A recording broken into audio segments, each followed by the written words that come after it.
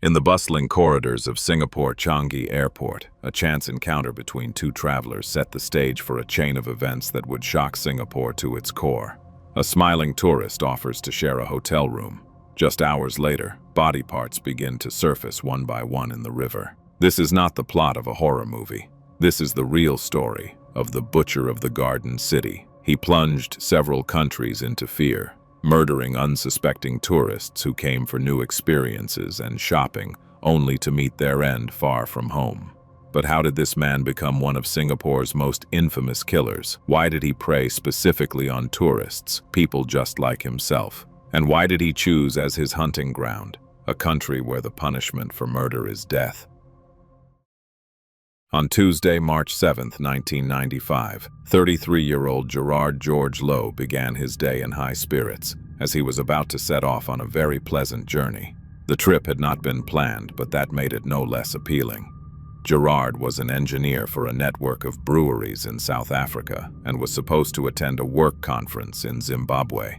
However, the conference was cancelled just a few days before it was due to begin, leaving him with unexpected free time in his schedule. He decided to fulfill a long-held wish and purchase some electronic goods in Singapore. He was not usually a spontaneous man, but after consulting with his wife Vanessa, he decided, now or never. At the time, Singapore was extremely popular among shoppers, especially those looking for electronic devices. Low taxes were a major factor. Gerard knew he could save a significant amount by buying electronics there instead of back home in South Africa, even taking into account the cost of flights and hotel accommodation. And although the trip was quite spontaneous, Gerard prepared for it thoroughly. He made a list of everything he wanted to buy, which stores to visit, how much he was willing to spend, and even checked exchange rates to ensure maximum savings.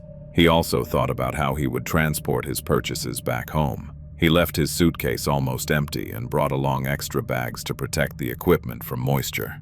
Upon arriving at the airport in Johannesburg, he called Vanessa from a payphone. She was extremely busy at work and couldn't accompany him on this trip, but she was supposed to meet him at the airport just 4 days later. Gerard left her a message on the answering machine, promising to get in touch as soon as he arrived in Singapore. He checked in his luggage and boarded the plane, looking forward to a wonderful trip. However, when he landed at the airport on March 8th, collected his suitcase and paused in slight confusion. He had spent so much time thinking about what he wanted to buy, where and how, that he had forgotten to book a hotel room. He was heading toward an information desk when a pleasant, smiling man around his age approached him. The stranger introduced himself as Simon Davies. His distinct British accent gave away his origins, and his refined manners and gentle voice immediately put Gerard at ease. Simon said that he visited Singapore quite often, but had come this time for just one night. He asked whether Gerard might be interested in sharing a hotel room to save money. In Gerard's situation, the offer seemed like a stroke of luck. What did he have to worry about? Singapore was one of the safest places in the world, and Simon appeared to be a friendly Englishman offering help. Gerard agreed, and Simon took him to the Riverview Hotel. The men checked into room 1511. Meanwhile, back in South Africa, Vanessa was waiting for her husband to call, but the phone remained ominously silent. Although they had been married for only 2 years, she knew him very well. He was punctual and responsible, and something must have happened that was beyond his control. Perhaps his flight had been delayed. Otherwise, he would have called long ago. The situation was made worse by the fact that she couldn't even contact the hotel to inquire about him, because she had no idea where he was staying.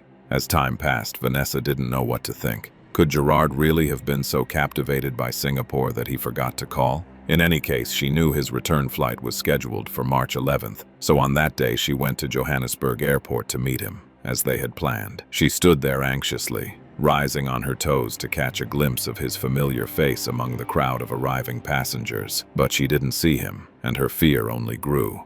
Airport staff informed her that the plane her husband was supposed to be on had already arrived, and all passengers had disembarked.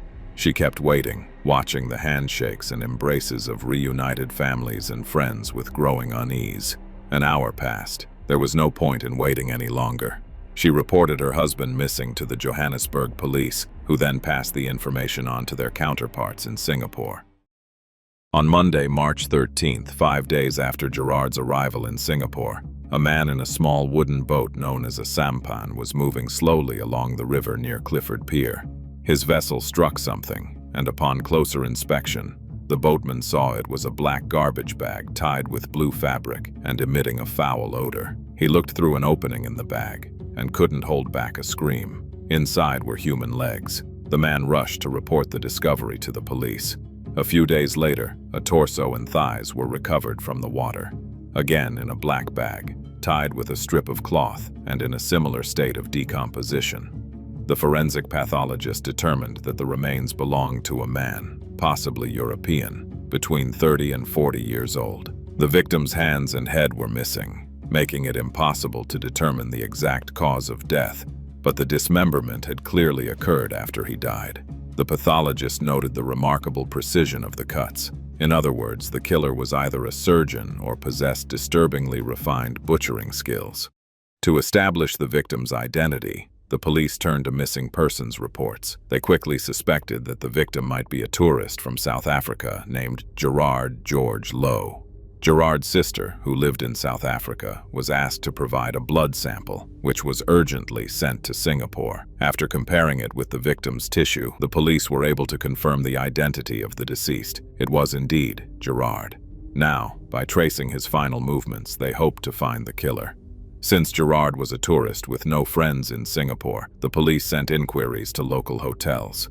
That's how they discovered he had been staying at the Riverview Hotel in room 1511. Moreover, he hadn't checked in alone, but with another man, an Englishman named Simon Davies. The day after they checked into the hotel, Simon approached the reception desk and asked staff to remove Gerard's name from the registration. He told the receptionist that he had thrown Gerard out during the night because Gerard had made unwanted advances toward him.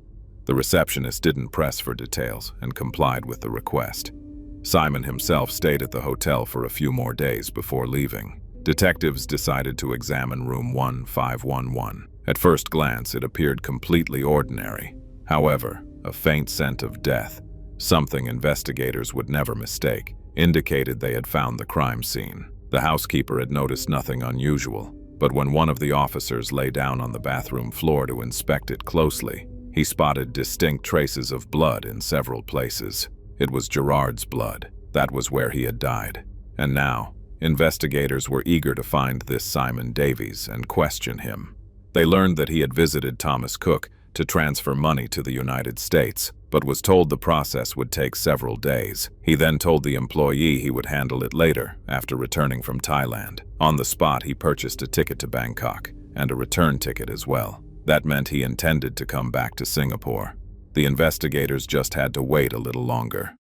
On March 19, 1995, Simon Davies stepped off a plane at Singapore Changi Airport. As he walked calmly through the terminal, police officers approached him. They detained Simon and searched his belongings. In his luggage, they found handcuffs, a hammer, a stun gun, a set of knives, a whetstone for sharpening them, credit cards, and finally, multiple passports with different names, but all bearing the same photograph of Simon.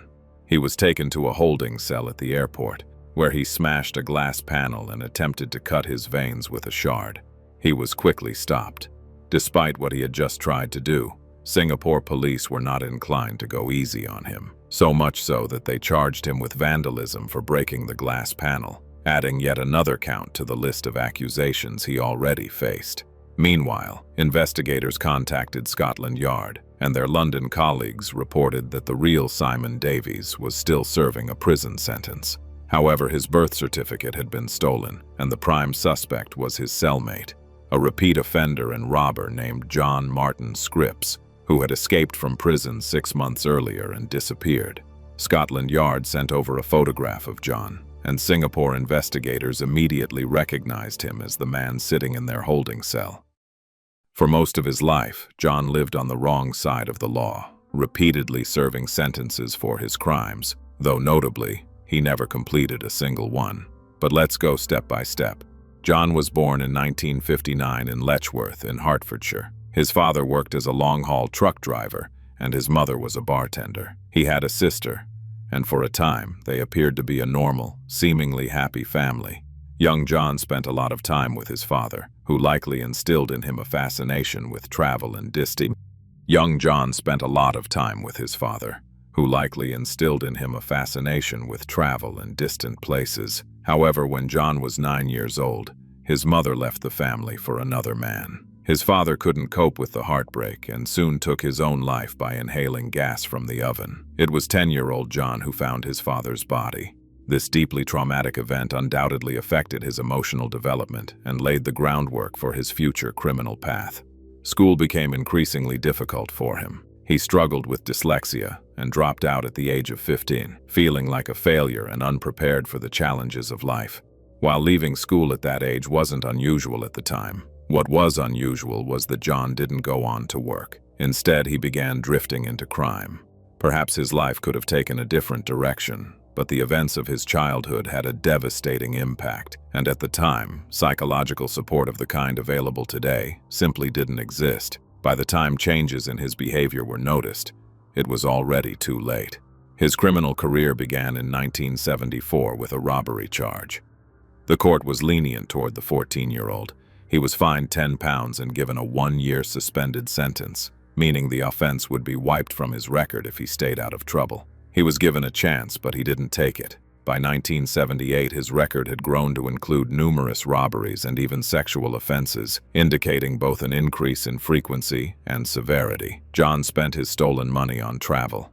These trips gave him communication skills and confidence that would later serve darker purposes. He continued committing crimes abroad, including in Israel, Canada, and Southeast Asia.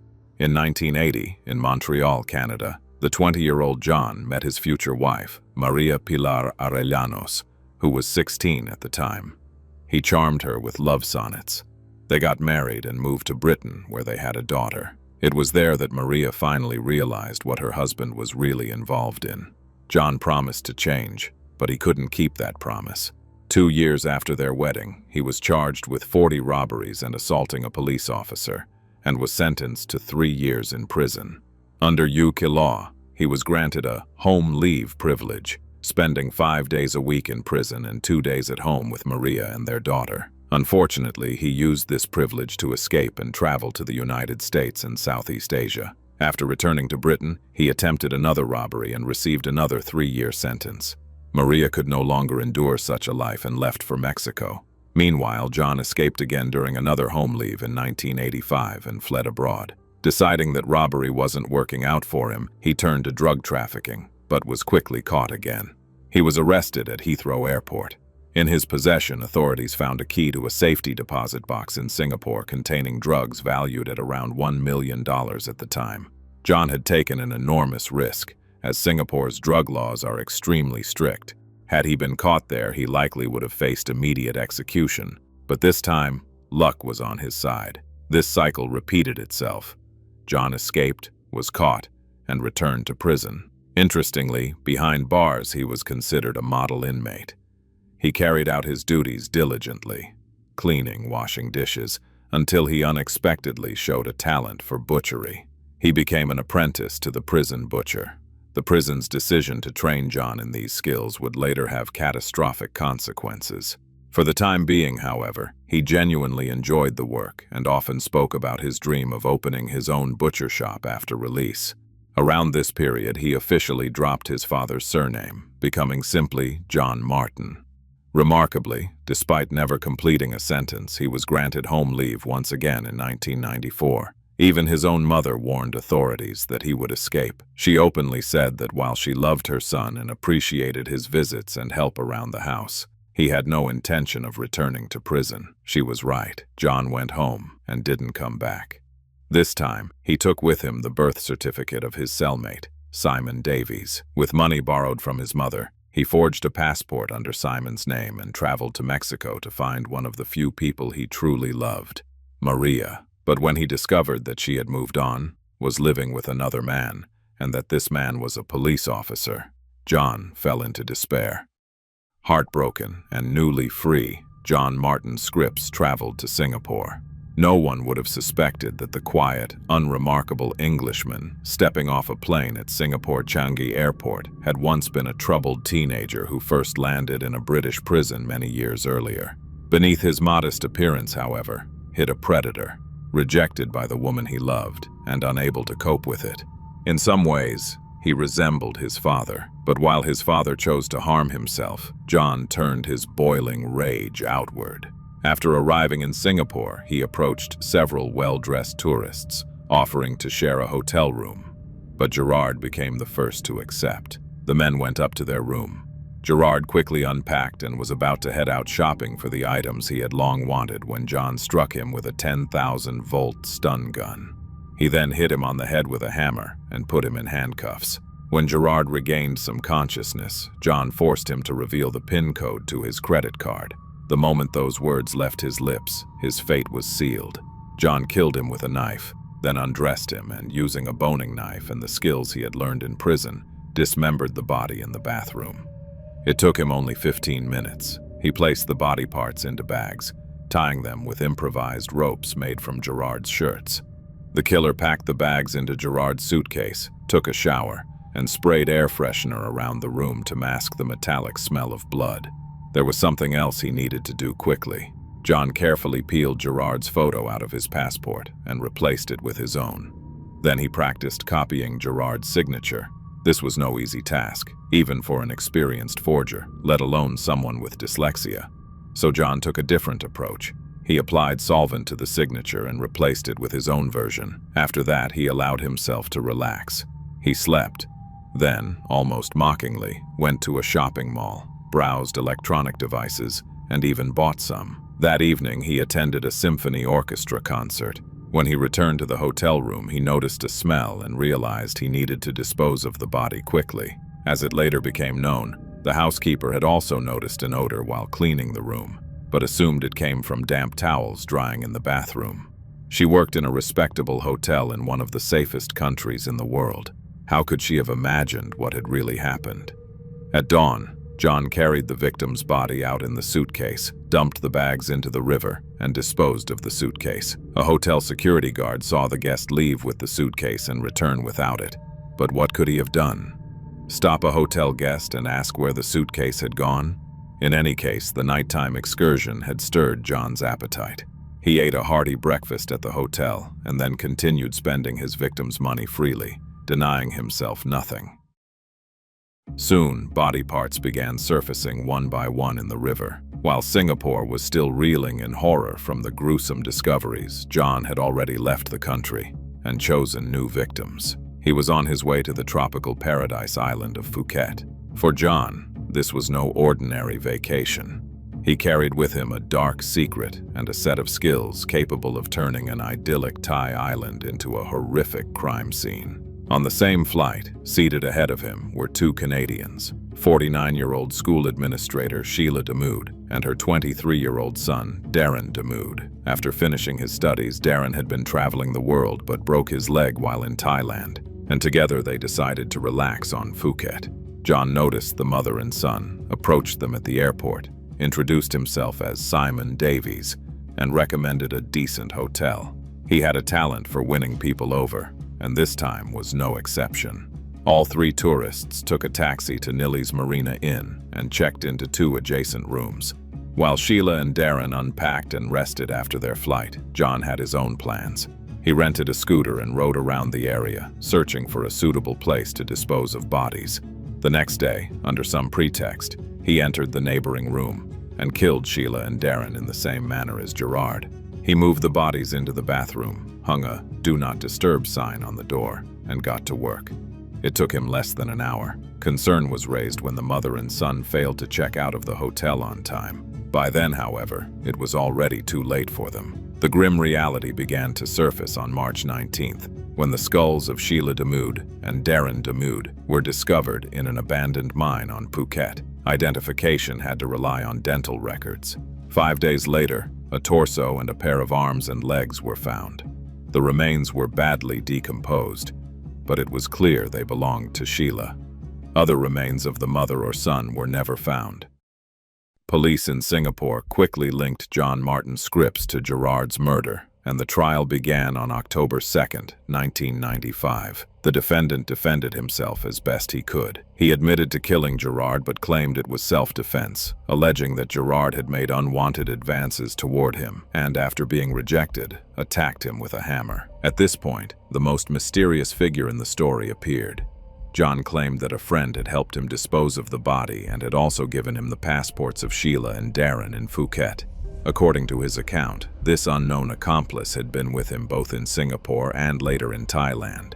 When asked to name this friend, John refused, saying the man was a dangerous figure involved in drug trafficking who could harm his family. The prosecution did not believe him. While it was theoretically possible he had an accomplice, investigators found no trace of another British man staying in the hotels John mentioned. The defendant also tried to claim that he couldn't remember details because his mind had been clouded by drug use.